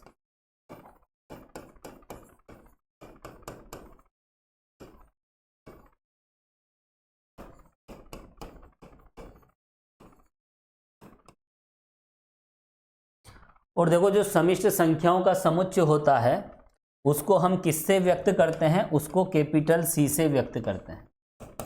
देखो, सम्मिश्र संख्याओं का तो एक स्टैंडर्ड फॉर्म होता है, जितनी भी सम्मिश्र संख्याएं हैं वह x plus iota y form की होती है। क्या होती है? x plus iota y। और वास्तव में x प्लस आयोटा y क्या है, जब हम कॉम्प्लेक्स नंबर पढ़ेंगे तो इसको वहाँ डिटेल में समझेंगे। x प्लस आयोटा y एक कोऑर्डिनेट प्लेन पे एक पॉइंट होता है, और एक प्लेन पे कितने पॉइंट होते हैं? बहुत सारे, अनंत, है ना। एक समतल पर अनंत बिंदु होते हैं, तो प्रत्येक बिंदु किसी न किसी सम्मिश्र संख्या को व्यक्त करता है। और वास्तविक संख्या क्या होती है? वास्तविक संख्या रेखा, रियल लाइन। तो वास्तविक संख्याएं तो केवल एक रेखा पर विद्यमान होती है, लेकिन सम्मिश्र संख्याएं संपूर्ण समतल पर विद्यमान होती है। तो कौन ज़्यादा जनरल हो गया? सम्मिश्र संख्या। तो प्रत्येक वास्तविक संख्या, क्योंकि समतल में ही रेखा विद्यमान होती है, आपने देखा होगा, जैसे ये y अक्ष है, ये x अक्ष है ना, तो यहाँ x अक्ष पे वास्तविक संख्याएं मिलेगी। तो वास्तविक संख्याएं x अक्ष पे मिलती है, जहाँ मिडिल में 0 होता है, आगे 1 2 3 4 5, और इधर -1 -2 -3, और 1 और 2 के बीच में भी बहुत सारे नंबर्स होते हैं। तो यहाँ इस x अक्ष का प्रत्येक बिंदु किसी न किसी वास्तविक संख्या को व्यक्त करता है, और यह x अक्ष वास्तविक संख्या रेखा कहलाती है। और ये प्लेन है, ये पूरा का पूरा XY प्लेन है, इसको कहते हैं हम कॉम्प्लेक्स प्लेन। और इस कॉम्प्लेक्स प्लेन पे कोई पॉइंट अगर हम ले लेते हैं, तो ये पॉइंट मान लीजिए x, y है। ये पॉइंट अगर x, y है, तो इस पॉइंट के द्वारा जो भी कॉम्प्लेक्स नंबर व्यक्त किया जाता है वो होता है x प्लस आयोटा y। तो x प्लस आयोटा y कहाँ मिलेगा? पॉइंट x, y पर। इसकी लोकेशन कहाँ है? x, y पर। और देखो 3 + 2 iota, this is a complex number. यह कॉम्प्लेक्स नंबर इस प्लेन पर कहाँ होगा? ये होगा इस पॉइंट पर 3,2 पर। तो कॉम्प्लेक्स नंबर के लिए कोई ना कोई पॉइंट होता है इस कॉम्प्लेक्स प्लेन पर, है ना। तो ये कॉम्प्लेक्स नंबर और रियल नंबर में डिफरेंस है। तो यहाँ एक अक्ष पर वास्तविक संख्याएं मिलती है और इस संपूर्ण समतल पर समिश्र संख्याएं मिलती है। अब कौन सी समिश्र संख्या कहाँ मिलती है, ये तो हम इसको पॉइंट फॉर्म में लिख सकते हैं। जैसे 3+2 आयोटा को पॉइंट फॉर्म में लिखें बिंदु रूप में, तो क्या आया 3,2। तो यहाँ इसकी लोकेशन की अगर हम बात करें तो इसकी लोकेशन किस बिंदु पर होगी, 3,2 पर। तो सिंपल सी बात है, जनरल बात बता देता हूँ, x प्लस आयोटा वाई एक कॉम्प्लेक्स नंबर है और x प्लस आयोटा वाई इस समतल पर x, y पर होता है। चलिए कचरा हटा देते हैं, इसको तो मिटा देते हैं। तो देखो समिश्र संख्याओं का ये समुच्चय होता है, ये नियम रूप में मैं लिख रहा हूँ, है ना, सच दैट। अब यहाँ एक्स वाई क्या है, यहाँ एक्स वाई है real number, X belongs to R and Y, या फिर X Y belongs to R, एक साथ लिख लीजिए, X Y both are belongs to R. तो यहाँ अगर हम y को 0 कर देते हैं, क्योंकि y को 0 किया जा सकता है क्योंकि 0 इज रियल नंबर, है ना। तो यहाँ y को 0 करते ही यहाँ पर ये समुच्चय किस तरह से बचेगा, देखो x such that x belongs to r, यानी यहाँ पर संपूर्ण वास्तविक संख्याएं C में आ जाएगी। तो यहाँ पर देखो इससे भी ज़्यादा जनरल कौन हो गया, समिश्र संख्याओं को समझ, प्रत्येक वास्तविक संख्या समिश्र संख्या होती है। चलिए आगे हम बढ़ते हैं। अब हम बात करेंगे अभाज्य संख्याओं का समुच्चय। अभाज्य संख्याओं की हम बात कर रहे हैं, प्राइम नंबर्स की हम बात कर रहे हैं।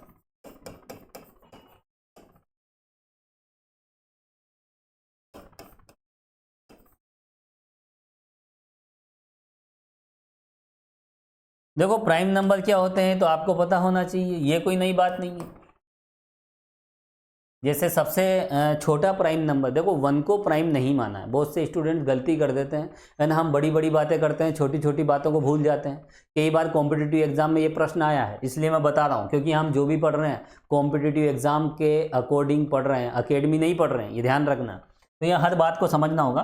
देखो प्राइम नंबर की स्टार्टिंग अगर हम देखें तो 2 से, है ना। तो सबसे छोटा प्राइम नंबर क्या होता है, 2। उसके बाद देखो 3, फिर 5, 7, 11, 13 और आगे तो बहुत कुछ है। आगे कहाँ तक जाएंगे, अगर हम आगे तक जाते रहेंगे तो पूरा टाइम इसमें हो जाएगा, पूरी लाइफ निकल जाएगी, है ना। तो आगे नहीं जाना है ना, अप टू इन्फिनिटी। अब यहाँ पर देखो कई बार कॉम्पिटिटिव एग्जाम में ये क्वेश्चन आया है कि 1 से लेकर 100 तक कितने प्राइम नंबर है, कितनी अभाज्य संख्या है। तो ये भी एक ज़बरदस्त बात है जो मैं आपको लिखा देता हूँ, लिखिए आप नोट डाल के लिखें।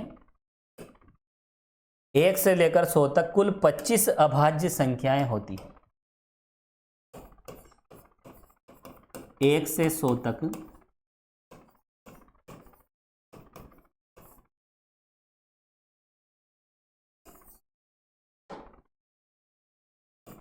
पच्चीस अभाज्य संख्याएं होती है।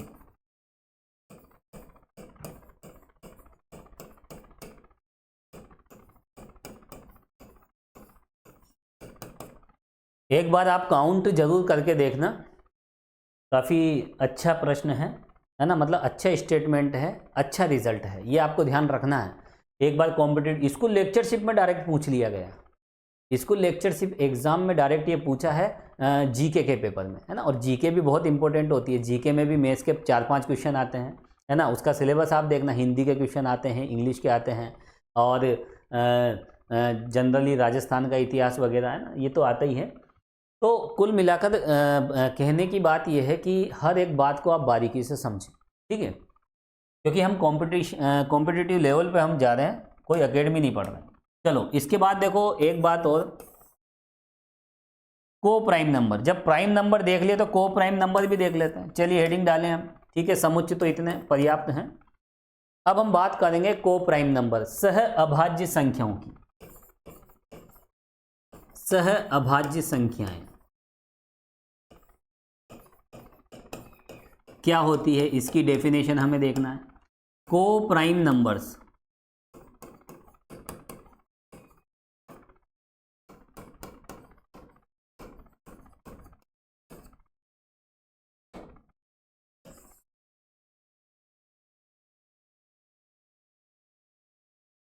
देखो को प्राइम नंबर्स का मतलब क्या होता है, आप एलसीएम एचसीएफ तो जानते हो, हाईएस्ट कॉमन फैक्टर, और लिस्ट कॉमन मल्टीपल, है ना, ये तो आपने 10th में पढ़ा होंगे, है ना, लेसे पे मैसे पे।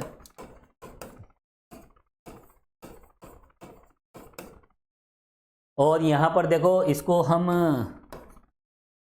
ये भी बोलते हैं GCD, ग्रेटेस्ट कॉमन डिवीज़र।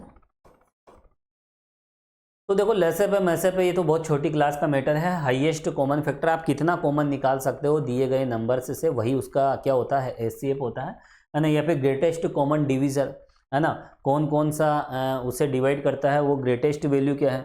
तो चलिए यहाँ पर हम बात करेंगे को प्राइम नंबर्स की। तो को प्राइम नंबर्स का मतलब ये है कि दो नंबर को प्राइम कब होंगे, जब उनका एचसीएफ 1 हो, उनमें किसी प्रकार का कोई कॉमन ना निकले 1 के अलावा, तो वही क्या होते हैं, को प्राइम नंबर। तो जिनका एचसीएफ 1 होता है, तो लिखिए आप दो संख्याओं का, लिखो आप यहां से लिख लीजिए, दी गई संख्याएं क्या कहलाती हैं, सह अभाज्य कहलाती है। को प्राइम, है ना, सह अभाज्य कहलाती है यदि उनका म से पे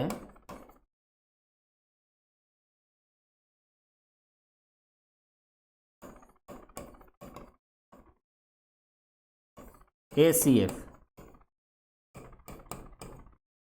1 होता है।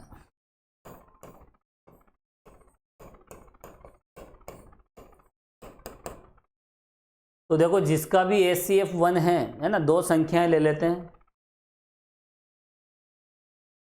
एग्जाम्पल,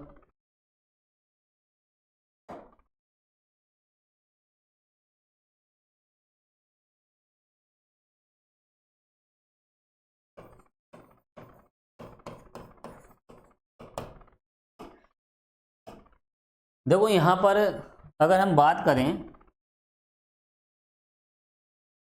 2 और 13 क्या है, सह अभाज्य संख्याएं हैं।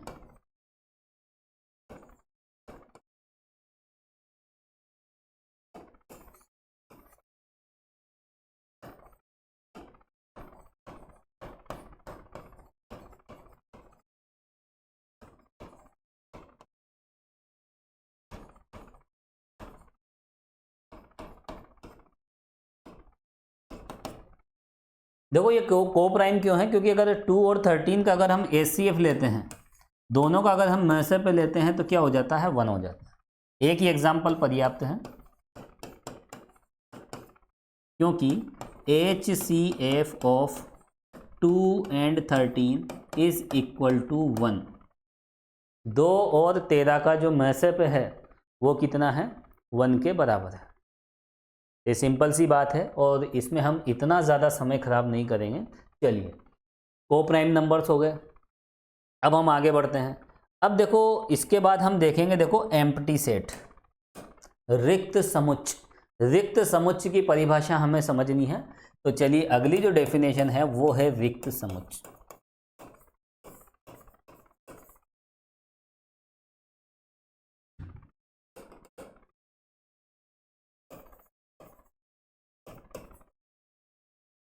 देखो रिक्त समुच्च को इंग्लिश में कहते हैं एम्प्टी सेट,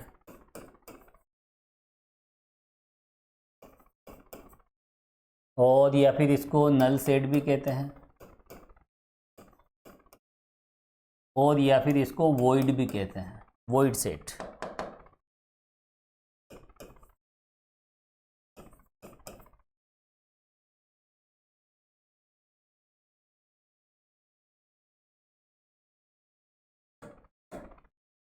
देखो रिक्त समुच्चय का क्या मतलब है, बहुत सी बार रिक्त समुच्चय से संबंधित क्वेश्चन भी एग्जाम में पूछ लिए जाते हैं, है ना, और हम जल्दबाजी में छोटी छोटी बातों को गलत कर देते हैं।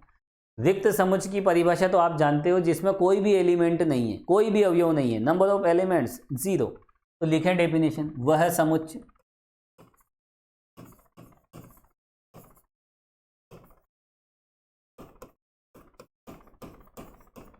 जिसमें अवयवों की संख्या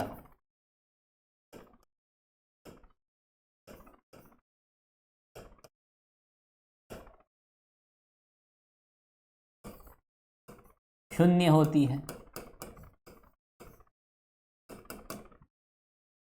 और आसान भाषा में हम इसे भी कह सकते हैं कि जिसमें कोई भी अवयव विद्यमान नहीं होता है। वह समुच्चय जिसमें कोई भी अवयव विद्यमान नहीं होता है क्या कहलाता है? रिक्त समुच्चय कहलाता है।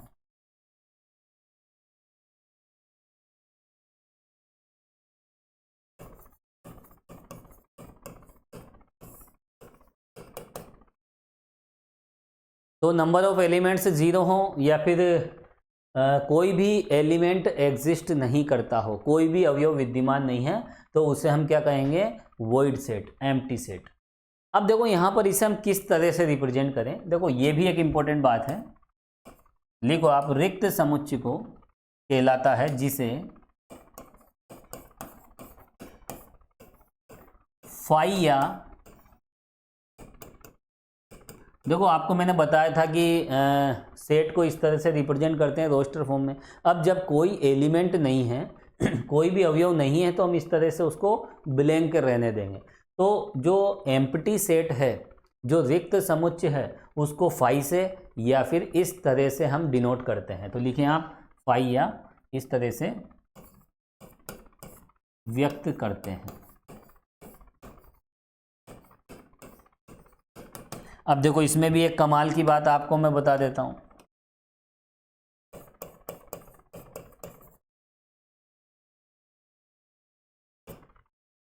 जैसे अगर ये लिख दिया, अगर हमने कर्ली ब्रैकेट में कुछ भी लिखा तो रोस्टर फॉर्म के नियम के अनुसार ये फाई एक एलिमेंट हो जाएगा। अब यह रिक्त समुच्चय नहीं है। बहुत से स्टूडेंट इसको भी रिक्त समुच्चय मान लेते हैं, जो कि गलत है, क्योंकि मझले कोष्टक के द्वारा आपको मैंने बताया था समुच्चय को हम किस तरह से व्यक्त करते हैं। स्टार्टिंग में बताया था, मझले कोष्टक में अगर एक कोमा लगा दिया, इधर ऐसे ऐसे कर दिया, इसका मतलब दो एलिमेंट हो गए। एक एलिमेंट इस कोमा के इस तरफ, ये भी एक एलिमेंट है, जो भी सिंबल हमने ले लिया। और देखिए यहाँ पर अगर हमने मझले कोष्टक में इस तरह से अल्फा और बीटा लिख के कोमा लगा दिया, तो फिर इसमें दो एलिमेंट हो जाएंगे। नंबर ऑफ एलिमेंट्स कितने हैं, छोटी छोटी बातें हैं। देखो जैसे यहाँ पर लिख दिया x, y और फिर यहाँ लिख दिया a, b। अब देखो ये सेट ऐसा है जिसमें ऑर्डर्ड पेयर हैं, क्रमित युग्म। तो एक क्रमित युग्म ये रहा, एक क्रमित युग्म ये रहा। तो इस तरह से इसमें फिर एक एलिमेंट ये हो गया, एक एलिमेंट ये हो गया, इसमें दो एलिमेंट हो गए। इसको ऐसे काउंट मत कर लेना कि ये कोमा लगा हुआ है तो एक ये है, एक ये।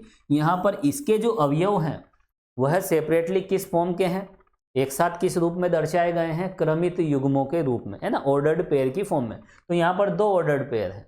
तो ये रोस्टर फॉर्म में होता क्या है, हम एलिमेंट लिखते हैं, बीच में कोमा लगा देते हैं। तो यहाँ पर देखो अगर हमने इसमें कुछ भी लिख दिया, जैसे राइट का निशान लगा दिया, तो इसमें भी ये एक एलिमेंट माना जाएगा। यह सेट थ्योरी है, समुच्चय सिद्धांत है। इस समुच्चय में कितने एलिमेंट हैं? एक। और अगर देखिए मझला कोष्टक लगा दिया, इधर राइट लगा दिया, इधर क्रॉस लगा दिया, बीच में कोमा लगा दिया, इस सेट में कितने एलिमेंट हैं? इस समुच्चय में कितने अवयव हैं? तो हम कहेंगे दो अवयव हैं। तो यहाँ पर आप देखिए इस समुच्चय में कितने अवयव हो गए? एक। तो यह रिक्त समुच्चय नहीं है। चलिए आगे बढ़ते हैं, लिखें आप, रिक्त समुच्चय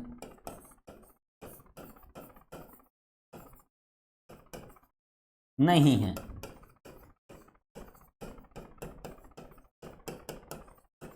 क्योंकि इसमें एक अवयव फाई विद्यमान है।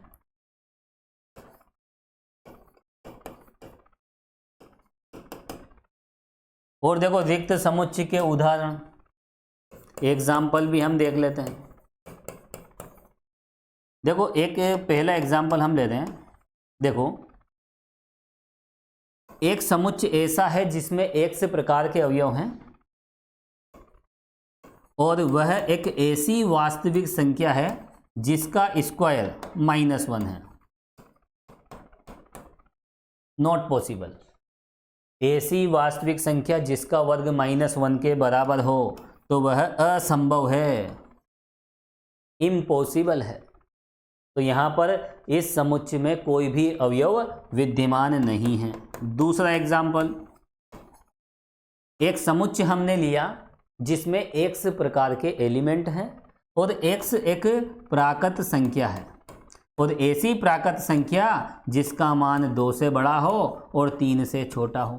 तो 2 से बड़ी और 3 से छोटी ऐसी कौन सी प्राकृत संख्या हो गई? प्राकृत संख्या की अगर हम बात करें तो हमने देखो प्राकृत संख्या के बारे में देखा था, 2 के बाद तो 3 आती है, लेकिन 2 से बड़ी और 3 से छोटी प्राकृत संख्या यहाँ पर विद्यमान नहीं है। तो फिर ये भी क्या हो गया?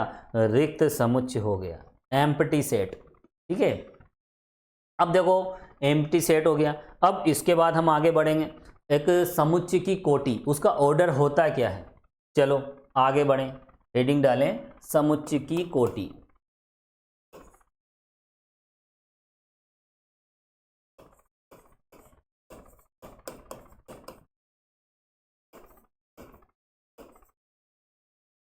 Order of A set.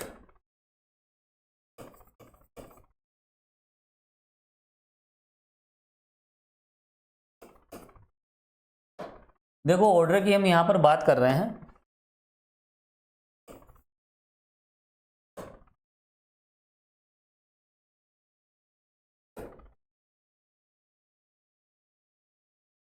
देखो ऑर्डर का मतलब सिंपल सा है कि किसी सेट में जो एलिमेंट्स होते हैं, नंबर ऑफ एलिमेंट्स, अवयवों की संख्या ऑर्डर होती है। लिख लीजिए, सिंपल सी परिभाषा है।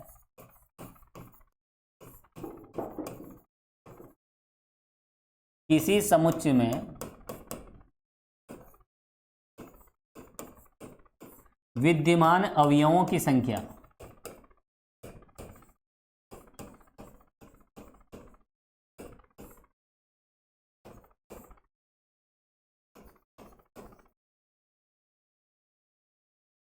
उस समुच्चय की कोटि कहलाती है। कोटि का मतलब ऑर्डर।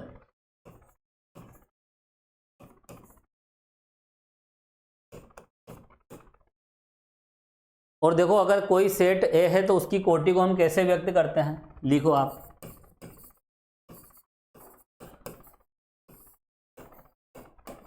समुच्चय ए की कोटि को, उसका जो ऑर्डर होता है,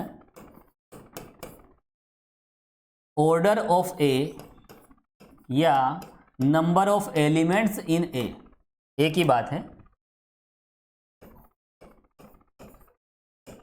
से व्यक्त किया जाता है।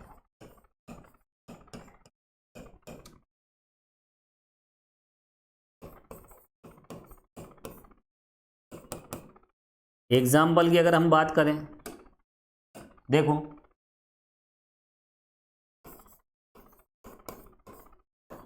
ए बराबर 154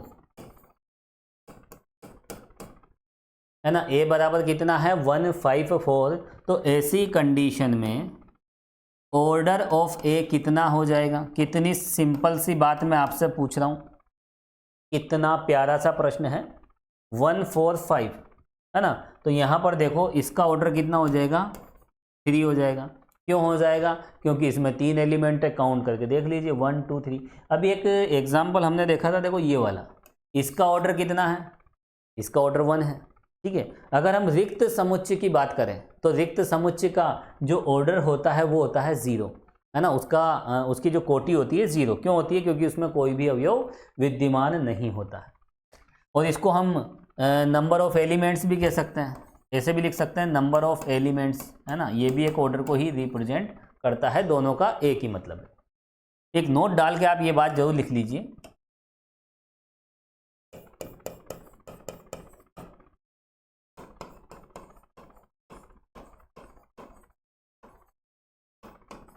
रिक्त समुच्चय की जो कोटि होती है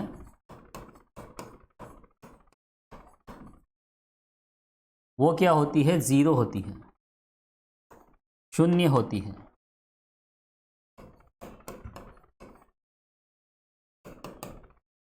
है ना। यहाँ ओ मत समझना, ये ओ नहीं है, ये है 0। तो देखो एम्प्टी सेट का जो ऑर्डर होता है वो कितना होता है, 0 होता है, क्योंकि उसमें किसी प्रकार का कोई भी अवयव विद्यमान नहीं होता है। चलिए आगे हम बढ़ते हैं।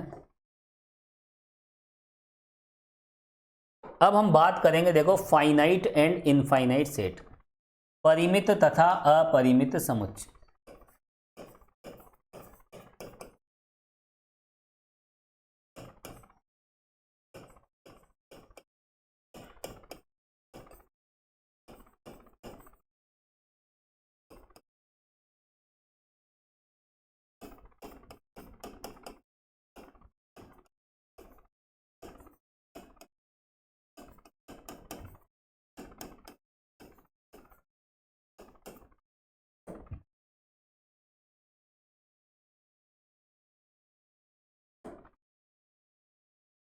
देखो परिमित और अपरिमित समुच्चय, अगर किसी समुच्चय में अवयवों की संख्या सीमित है, अगर हम अवयवों को काउंट कर सकते हैं तो फिर वह परिमित समुच्चय है, और परिमित नहीं है तो फिर अपरिमित है ना। अवयवों की संख्या सीमित होना चाहिए, नंबर ऑफ एलिमेंट्स फाइनाइट होने चाहिए, तो वो परिमित समुच्चय है। तो लिखें, बिल्कुल आसान सी डेफिनेशन है। यदि किसी समुच्चय में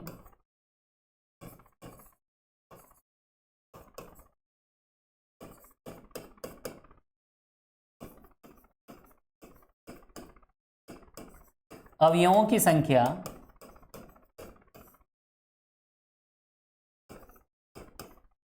सीमित है ना, फाइनाइट,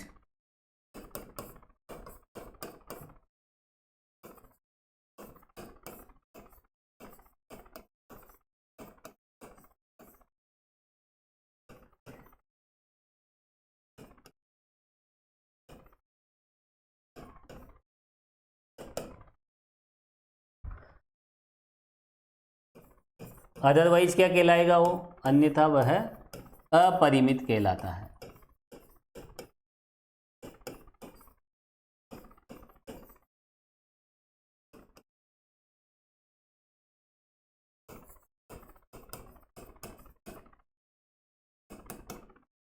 अब जैसे हमने वास्तविक संख्याओं का समुच्चय, प्राकृत संख्याओं का समुच्चय, ये जितने भी समुच्चय हमने देखे वो सब अपरिमित हैं, क्योंकि उसमें नंबर ऑफ एलिमेंट्स इनफाइनाइट है ना। अवयवों की संख्या कितनी है, जैसे अगर हम n की बात करें तो n में कितने एलिमेंट्स हैं, तो हम क्या कहेंगे, order of n equal to infinity. अवयवों की संख्या क्या है यहाँ पर, अनंत है, अपरिमित है। तो देखो इसके एग्जाम्पल की तो कोई आवश्यकता नहीं है ना, सिंपल सी डेफिनेशन है। तो देखिए स्टूडेंट्स, इस एक्सरसाइज में है ना, एक्सरसाइज के सॉरी इस वीडियो लेक्चर में हमने सेट थ्योरी की जो स्टार्टिंग की जो बेसिक जानकारी है उसके बारे में ही डिस्कस की है। सेट की डेफिनेशन क्या होती है और सेट को हम कैसे रिप्रेजेंट करते हैं, और जो इम्पोर्टेंट सेट है जैसे प्राकृत संख्या, पूर्ण संख्या, वास्तविक संख्या, परिमेय संख्या, अपरिमेय संख्या और अभाज्य संख्या, सह अभाज्य संख्या, और सेट को रिप्रेजेंट कैसे करें, तो इस सब छोटी छोटी जानकारी हमने यहाँ पर ली है। अब देखो नेक्स्ट वीडियो लेक्चर में हम बात करेंगे कि ऑपरेशन है ना, समुच्चय में जो अवयव होते हैं उनमें कौन कौन सी ऑपरेशन होती है।